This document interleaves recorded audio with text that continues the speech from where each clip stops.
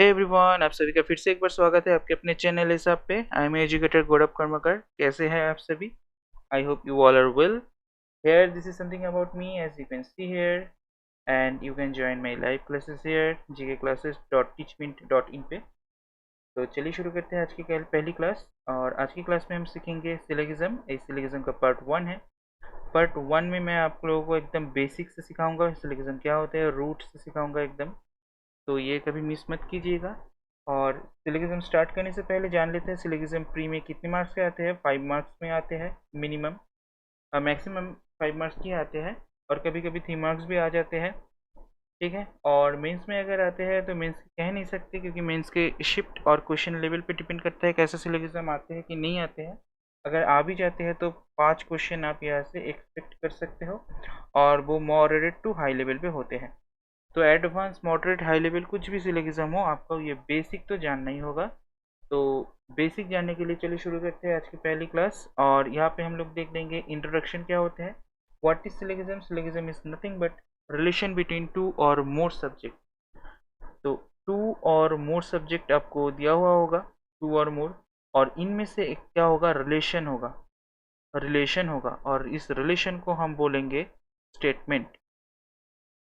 Okay. इस relation को हम कहेंगे स्टेटमेंट। और इस स्टेटमेंट के बेसिस पे आपको दिया हुआ होगा कंक्लूशन। कंक्लूशंस दिया हुआ होगा, और आपको कहना होगा कि कौन सा ट्रू है और कौन सा फॉल्स है। ओके। अगर आप ये बता दो कि कौन सा ट्रू है कौन सा फॉल्स है, तो आपका मतलब आंसर क्लियर हो जाएगा। और मान लो कि मैं एग्जांपल दे देता हूँ आपको। सपोज क्वेश्चन आया है आपका, यहाँ पे स्टेटमेंट लिखा हुआ होगा। इस स्टेटमेंट के अंदर पे कुछ स्टेटमेंट होगा। मान लो ये एक स्टेटमेंट है, ये दूसरा स्टेटमेंट है, और यहाँ पे होगा कंक्लूशन। कंक्लूशन में आपको मान लो दो कंक्लूशन दिया हुआ है, ए और बी। आपको बताना है कौन सा सही है कौन सा गलत है। तो अगर ये सही हुआ ये गलत हुआ, तो आपको ये डिटेक्ट करना होगा पहले।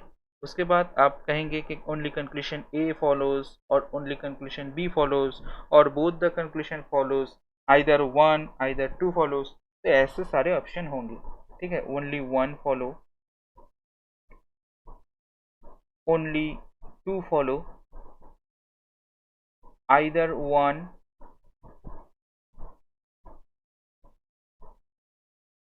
और two follow, neither follow, neither nor,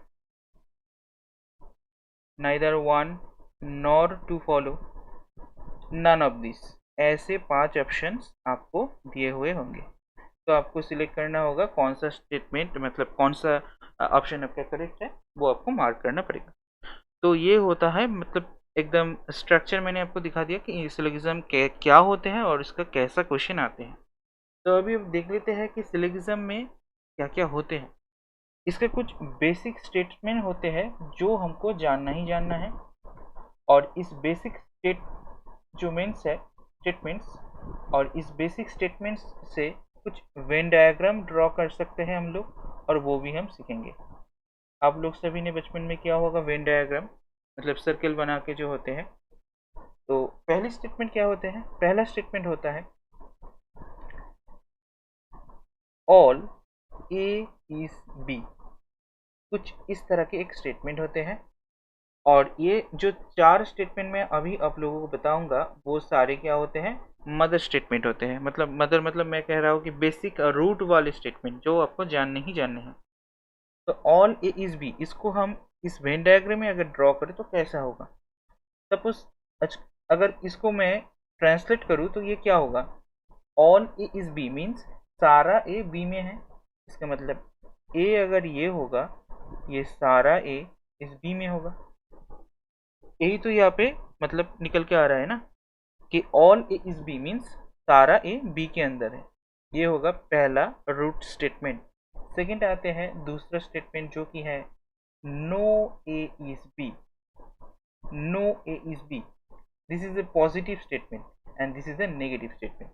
no A is B मतलब ये दूसरा नंबर का वो रूट स्टेटमेंट और बेसिक स्टेटमेंट है जो कि आपको जानना ही जानना है।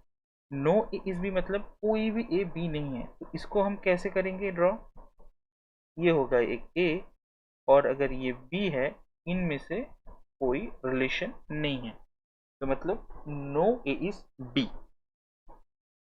तो अभी हो गया दो स्टेटमेंट जो रूट स्टेटमेंट और बेसिक है। अभी जाते हैं अगले 3 नंबर स्टेटमेंट पे। वो क्या होता है? ये एक पॉजिटिव स्टेटमेंट है, सम ए इज बी। इसको हम कैसे ड्रॉ करें? वेन डायग्राम में अगर इसको हम ड्रॉ करें तो कैसे ड्रॉ करें? सम ए मतलब कुछ ए इज बी, कुछ ए जो कि बी है। देख लो, कुछ ए का कुछ पार्ट जो कि बी में है। यही हो गया statement some A is B. तो अभी देख लेते हैं लास्ट वाले स्टेटमेंट जो कि है सम ए इज नॉट बी। अभी एक बात बोल रहा हूँ, ये वन डायरेक्शनल स्टेटमेंट है। मतलब इसको हम अगर स्टेटमेंट में ऐसा दिया हुआ है तो इसको हम रिवर्स नहीं कह सकते, कभी कह नहीं सकते इनमें से कंक्लूजन पे कि some B is not A.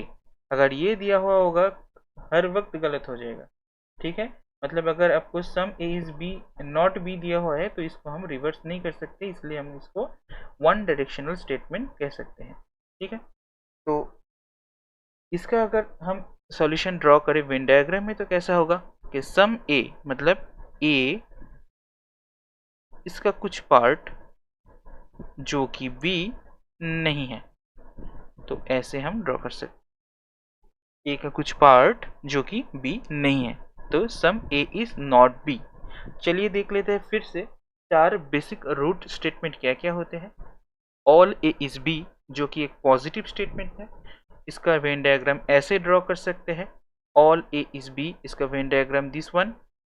No A is B, इसका venn diagram is this one, जो कि ये एक नेगेटिव स्टेटमेंट है। अभी जाते हैं तीसरे नंबर पे।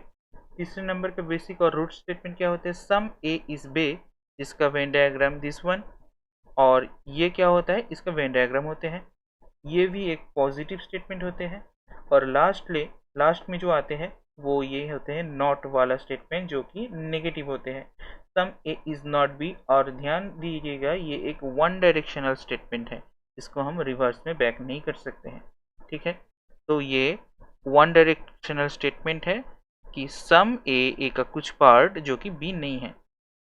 अभी दो चीज आप लोगों को जानना होगा कि स्टेटमेंट जो होते हैं उसके रिलेशन से हम लोग जो जो कंक्लूजन निकल के ला सकते हैं वो कैसे कैसे हो सकते हैं।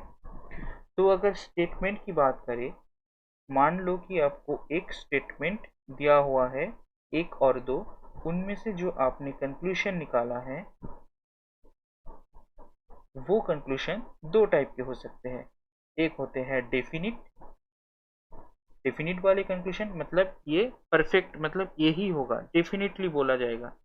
और दूसरे होते हैं पॉसिबल, प्रोबेबल स्टेटमेंट। ठीक है, पॉसिबल स्टेटमेंट, मान लो आपको मैंने बोला कि Ram is a good boy.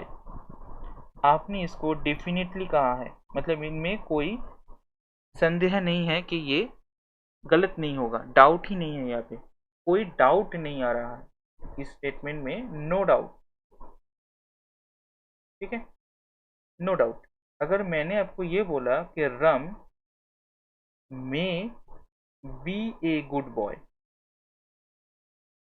इसका मतलब मैंने आपको पॉसिबल केस दे दिया है और यहाँ पे आपको डाउट होगा कि रम गुड बॉय हो भी सकते हैं। ठीक है, तो कंक्लूजन दो होते हैं, एक डेफिनिट और पॉसिबल। पहली 2-3 क्लास में मैं आपको डेफिनिट कंक्लूजन करवाऊंगा। ठीक है, तो ये डेफिनिट कंक्लूजन अगर आपको पहचान में आ जाए तो डाउट वाले स्टेटमेंट भी आपको पहचान में आ जाएगा। अगर डाउट वाले स्टेटमेंट आपको पहचान में आ जाए तभी आप पॉसिबल स्टेटमेंट को पकड़ सकते हैं। चलिए, तो पहले कंसेप्ट में क्या होता है, स्टेटमेंट 1 जो है मैंने पहले ही आपको करवाया था, all A is B. All A is B, इसको हम ऐसे ड्रॉ कर सकते हैं वेन डायग्राम के थ्रू। ऑल ए का सारा जो पार्ट है वो बी के अंदर है। तो ये हो गया स्टेटमेंट। इस रिलेशन से मैं क्या क्या और बातें बोल सकता हूँ जो कि कंक्लूजन के रूप में यहाँ पे दिया हुआ है। तो मैंने यहाँ पे जो डिस्कस किया हुआ है ये सारे डेफिनिट होते हैं, ये सारे डेफिनिट वाले मैंने डिस्कस किया है, डाउट वाले मैंने नहीं यहाँ पे डिस्कस किया हुआ है। तो पहला स्टेटमेंट जो होते हैं जो कि दिया हुआ है ऑल ए इज बी, अगर ए ही मैं लिख दूँ कंक्लूजन पे तो ये तो सही होगा, क्योंकि मैंने पहले ही बोल चुका हूँ कि ऑल ए इज बी, मतलब ऑल ए इज बी फिर से बोल रहा हूँ, मतलब ये तो सही होगा, ये गलत तो नहीं हो सकता, तो ये सही हो गया। तो यहाँ पे जो डेफिनिट ट्रू वाले स्टेटमेंट्स है इसमें से एक हो गया। डेफिनिट ट्रू वाले दूसरे स्टेटमेंट क्या हो सकते हैं कि some A is B, some A is B मतलब ए का कुछ पार्ट, मान लो कि ये ए का कुछ पार्ट है जो कि बी है, सही में बी है, क्योंकि पूरा ए अगर बी में हो तो ए का कुछ पार्ट भी तो बी में हो सकते हैं। तो सम ए इज बी, इस वाले स्टेटमेंट भी एक डेफिनेटली ट्रू स्टेटमेंट है, ये वाले स्टेटमेंट भी एक डेफिनेटली ट्रू स्टेटमेंट है, कंक्लूजन में ये आ गया।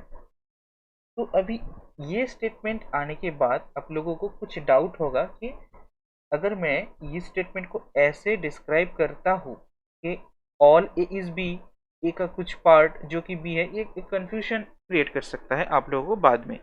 तो इसका डेप्थ एनालिसिस मैं आप लोगों को अब करवाऊंगा।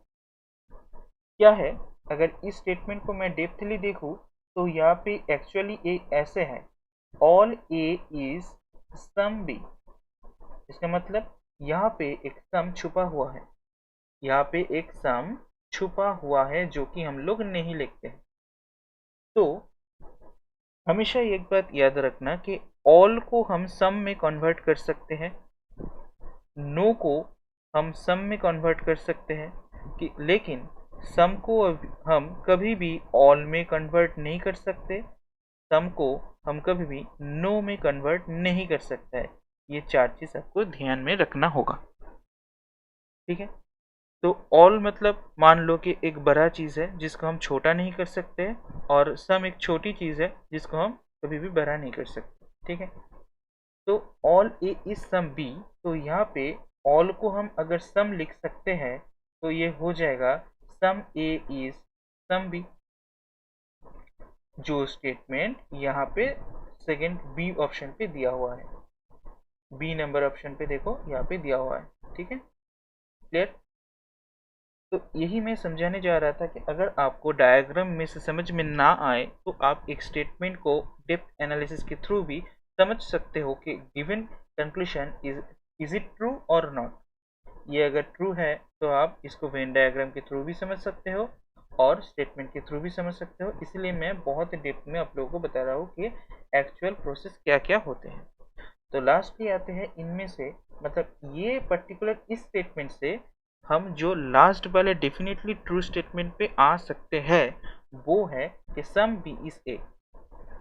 अगर देखो तो अगर सम बी इज ए, इसको मैं अगर डेप्थ में देखूँ तो इसको ऐसे लिख सकता हूँ, सम बी इज सम ए। इसका मतलब क्या होते हैं, सम बी इज, यहाँ पे मैंने बोला था कि एक सम छुपा हुआ है तो इस सम को मैंने लिख दिया। तो अगर सम बी इज ए होते हैं, बी का अगर कुछ पार्ट, बी का अगर कुछ पार्ट, ये पूरा पार्ट ए है ना, तो बी का अगर कुछ पार्ट ए है तो इसको हम ट्रू तो कह ही सकते हैं, क्योंकि अगर डायग्राम से देखें तो सम बी इज ए मतलब बी पूरा है, उसका ये कुछ वाला पार्ट जो कि ए है, मतलब सम बी इज ए। अगर डायग्राम से देखें तो ऐसे हो सकता है, लेकिन अगर स्टेटमेंट से देखें तो कैसे करेंगे कि मैंने कहा कि ऑल को मैं सम में कन्वर्ट कर सकता हूँ, तो ऐसे लिख सकता हूँ सम ए इज बी, और जो कि एक रिवर्सिबल स्टेटमेंट है, इसको हम रिवर्स कर सकते हैं, इसलिए हम कह सकते हैं सम बी इज ए, ठीक है। मैंने बोला कि ऑल को मैं सम में कन्वर्ट कर सकता हूँ, इसलिए मैं इसको रिवर्स भी कर सकता हूँ कि सम बी इज ए।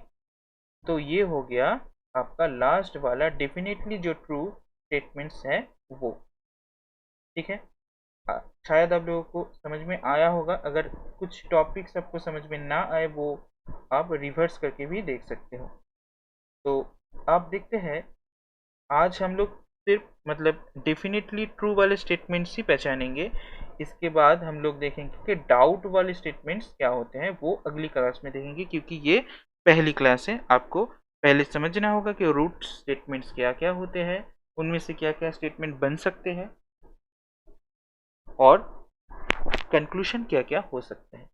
तो ये बात आपको ध्यान में रखना होगा कि ये जो मैंने आपको दिखाया है अभी, ये कंक्लूशन, ये डेफिनेटली ट्रू वाले कंक्लूशंस है,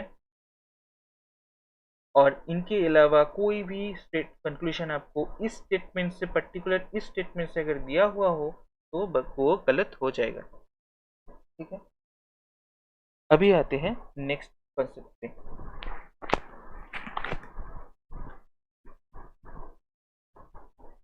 यहाँ पे बोला गया है concept 2, some apple is fruit.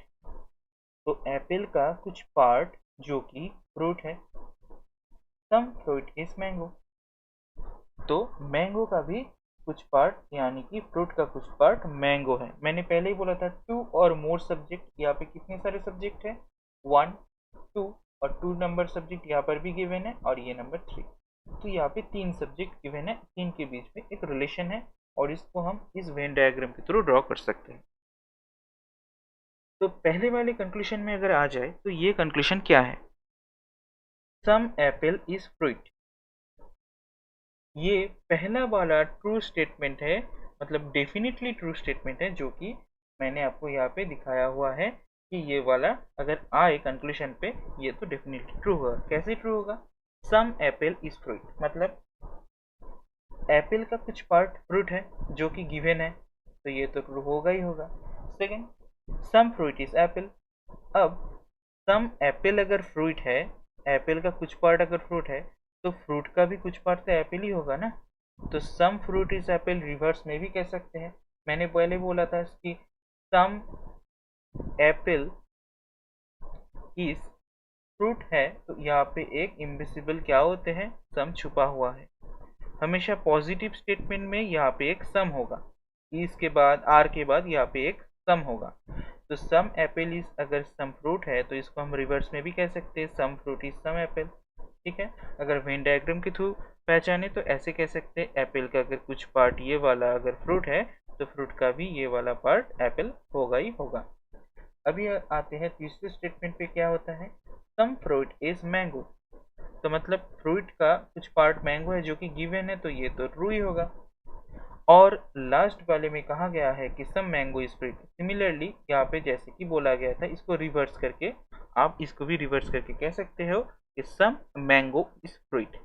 इसको हम ऐसे भी कर सकते हैं, पहले वाले जो स्टेटमेंट है, दूसरे वाले स्टेटमेंट को ऐसे रिवर्स करके लिख सकते हैं कि क्या दिया हुआ है यहाँ पे, सम फ्रूट इज मैंगो, तो हम इसको ऐसे भी लिख सकते हैं, some fruit is some mango.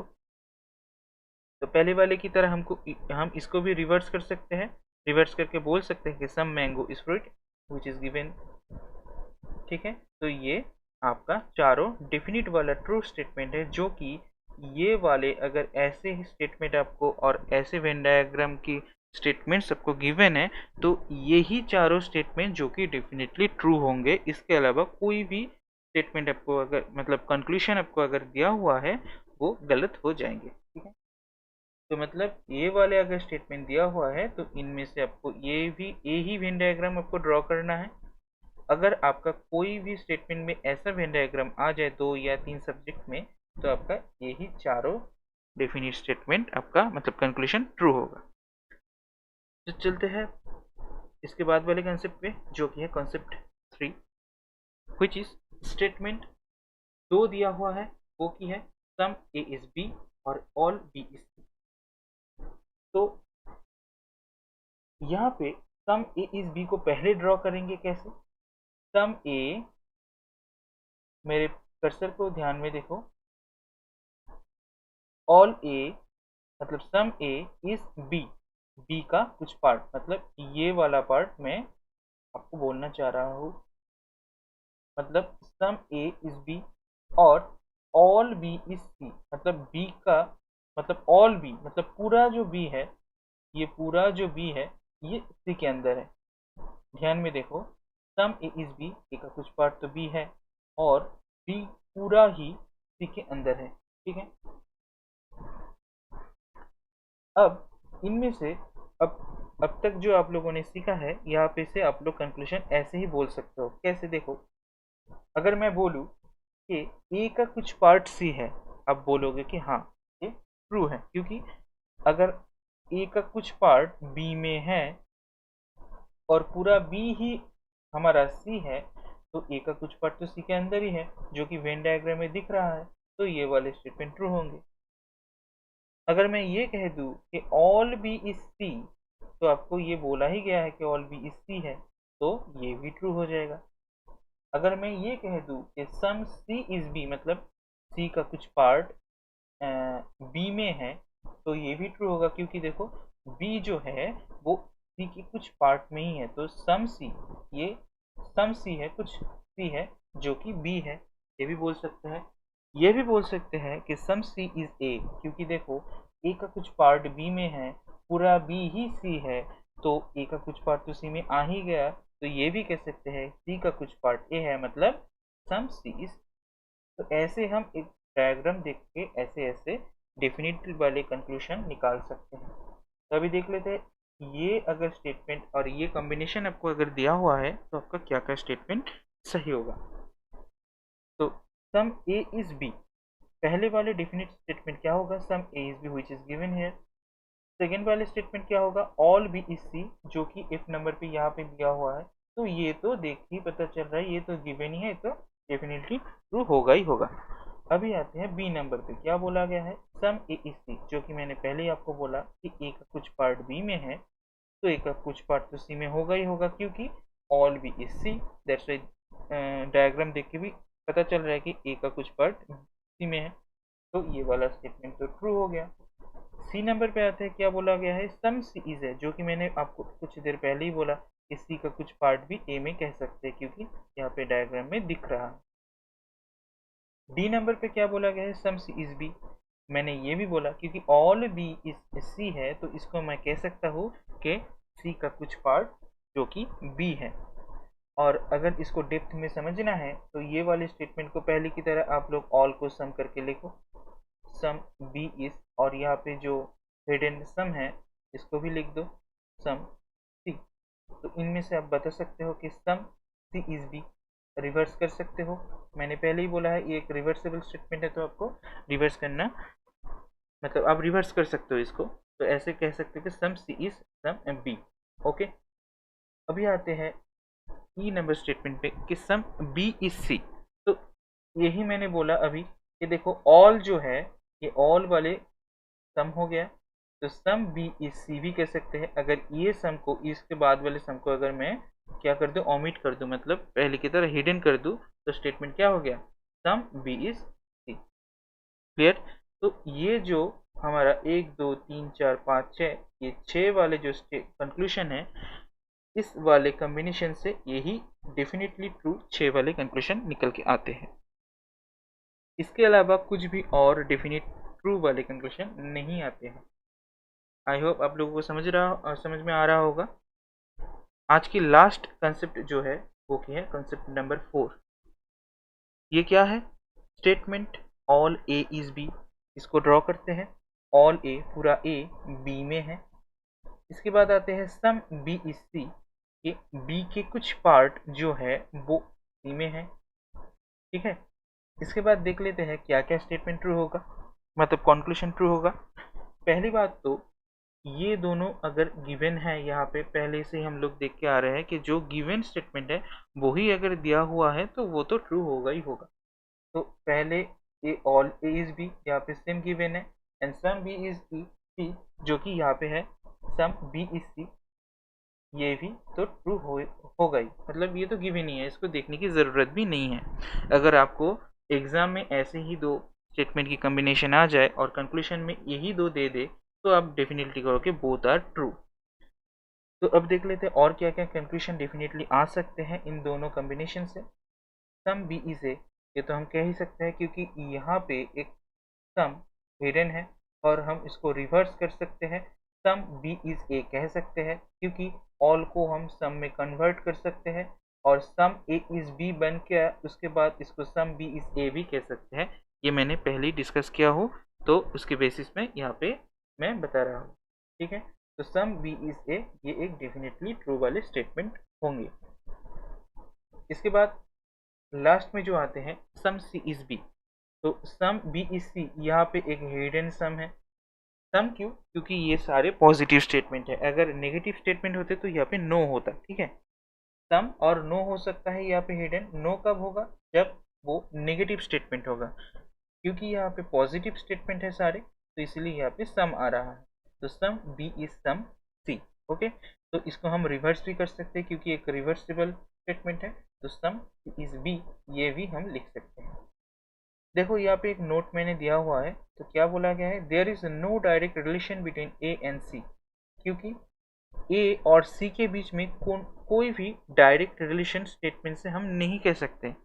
देख लो, मैं जो अब तक बोल रहा था आप लोगों को कि डाउट वाले स्टेटमेंट मैं आप लोगों को बाद में करवाऊंगा, तो कुछ उसका कुछ मतलब हिंट्स मैं अभी दे रहा हूँ इस वाले कंसेप्ट में, क्योंकि ए का कोई रिलेशन देखो सी के साथ मैं कंक्लूड नहीं कर पा रहा हूँ, क्योंकि ए का जो वेन डायग्राम है वो सी का डायग्राम के साथ कोई भी रिलेशन में नहीं है। तो मैं कह ही नहीं सकता कि कुछ ए सी में है, कुछ ए सी में नहीं है, और ये भी नहीं कह सकता कि नो ए इज सी। कुछ भी मैं डेफिनेटली नहीं कह सकता। ठीक है, so it is not possible to derive any conclusion between A and C. मतलब डायरेक्टली कोई भी स्टेटमेंट में ए और सी से कंक्लूड नहीं कर सकता। ठीक है, मतलब कंक्लूजन में अगर दिया हुआ है इस ए और सी के बीच में कुछ रिलेशन एज ए कंक्लूजन, तो वो गलत हो जाएगा।